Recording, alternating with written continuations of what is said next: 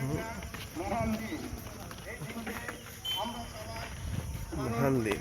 এবং জাতিগত মর্যাদায় আমরা এটা পালন করি। সম্মানিত উপস্থিতিবৃন্দ, আজকের এই ঈদুল আজহা সম্পর্কে বেশি কিছু কথা বলার অবকাশ নয়। আমরা আমাদের এখান থেকে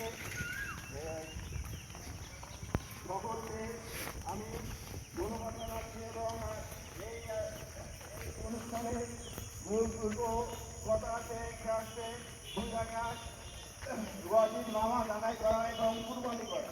আমরা দুই রাকাত ওয়াজিব নামাজ আদায় করব এবং পরবর্তীতে কুরবানি করব। কুরবানি আমাদের জন্য, প্রত্যেক মুসলমানের জন্য এটা ফরজ এবং এটা যথাযথ ইসলামিক শরিয়াত মতো এটা পালন করব। আমাদের সম্মানিত উপস্থিতিবৃন্দ, আরেকটা বিষয় আমি কথা বলবো, সেটা হচ্ছে আমাদের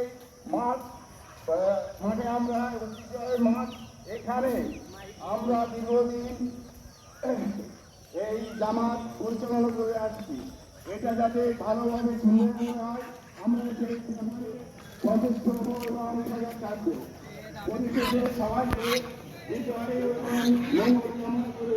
আমি আমার সংক্ষিপ্ত বক্তব্য শেষ করছি। সবাইকে ধন্যবাদ। পক্ষ থেকে আমরা জানাই আপনাদের আন্তরিক শুভেচ্ছা অভিনন্দন। আসসালামু আলাইকুম। আমরা প্রতিনিয়ত